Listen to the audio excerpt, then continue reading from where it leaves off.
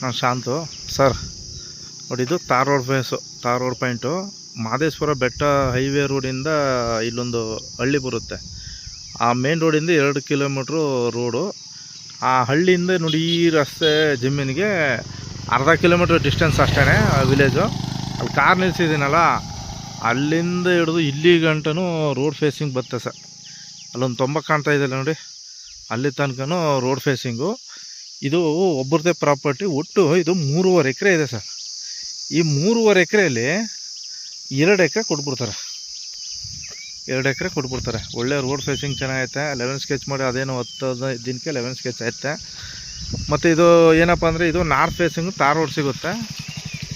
ಆ 90ಇಂದ ಬಲಗಡೆ ಬಂದು ಅದು ಸಬ್ ರೋಡಿಗೆ ಸಿಗುತ್ತೆ ಸರ್. ಪೂರ್ವ ದಿಕ್ಕೆ ಅದು ರಸ್ತೆ ಸಿಗುತ್ತೆ ನೋಡಿ, ಬಾಳೆ ಇದೆಲ್ಲ ಕಲ್ಕಂಬ, ಅಲ್ಲೂ ಕೂಡ ಸಬ್ ರಸ್ತೆ ಇದೆ.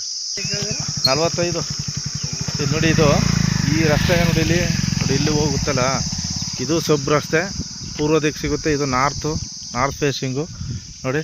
ಇದು ಹಿಂಗೆ ಸುತ್ತಮುತ್ತಲು ಒಳ್ಳೆ ತೋಟಗಳಿದೆ ನೋಡಿ, ಮನೆ ಕಟ್ಕೊಂಡಿದ್ದಾರೆ, ಒಳ್ಳೆ ಜಾಗ ನೋಡಿ. ತಾರ್ ರೋಡ್ ಪಾಯಿಂಟ್ಗೆ 2 ಎಕರೆ ನೋಡಿ. ಒಳ್ಳೆ ರೆಡ್ ಸಾಯಿಲು, ತುಂಬಾ ಚೆನ್ನಾಗಿದೆ. ಎಲ್ಲ ಜನರಲ್ ಪ್ರಾಪರ್ಟಿ. ಲೈಟ್ ಕಂಬ ಕೂಡ ಜಮೀನು ಒಳಗಡೆ ಐತೆ. ಯಾವುದೇ ಥರ ಫೆನ್ಸು ಯಾವುದೇ ಥರ ಇಲ್ಲ. ಇದರಲ್ಲಿ 2 ಎಕರೆ ರೋಡ್ ಫೇಸಿಂಗ್ಗೆ ಕೊಡ್ತಾರೆ ಸರ್.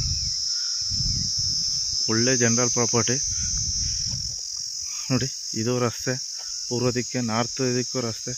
ಸುತ್ತಮುತ್ತಲು ತೋಟಗಳಿದೆ, ಒಳ್ಳೆ ವ್ಯವಸಾಯ ಡ್ರಿಪ್ ಹಾಕೊಂಡು ಎಲ್ಲ ಇದ್ದಾರೆ ನೋಡಿ.